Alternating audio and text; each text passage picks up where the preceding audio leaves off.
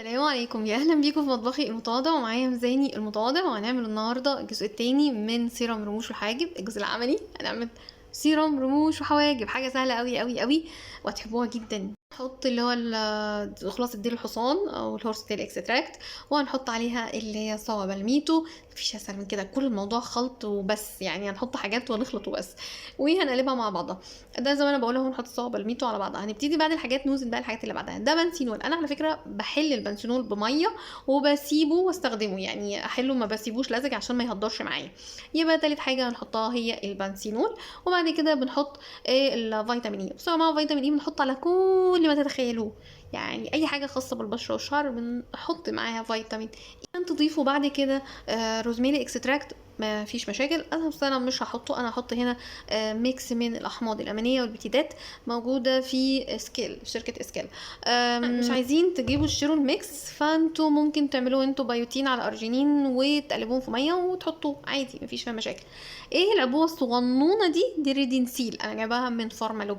انا واصحابي اشتركنا في 50 ملي لانها غاليه جدا جدا جدا، فكل واحد فينا خد 10 ملي.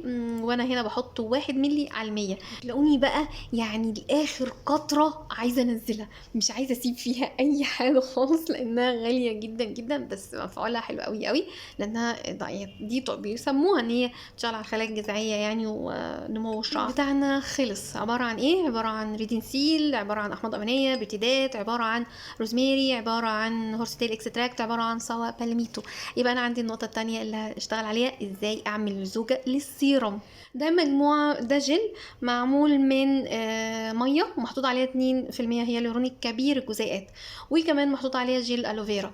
لو انتوا الموضوع صعب بالنسبه لكم ان انتوا تجيبوا هيالورونيك او تجيبوا الوفيرا، ممكن تجيبوا جل عادي جدا جدا عباره عن كربون وميه.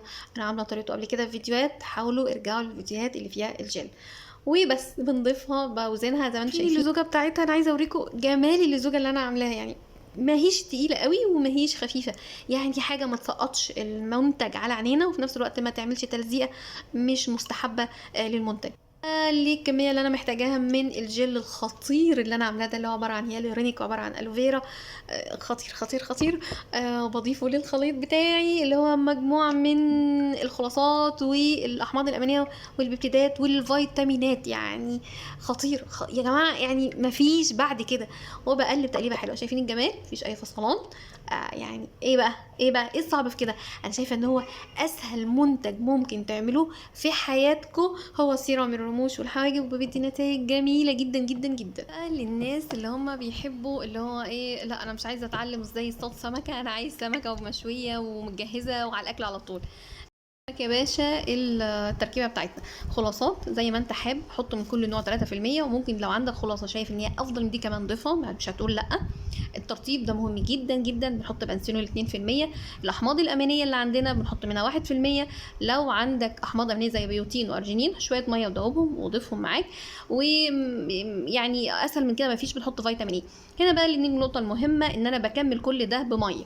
لزوجة الميه عايزها ازاي؟ عايزها مسيله ولا عايزها لا لزجه شويه؟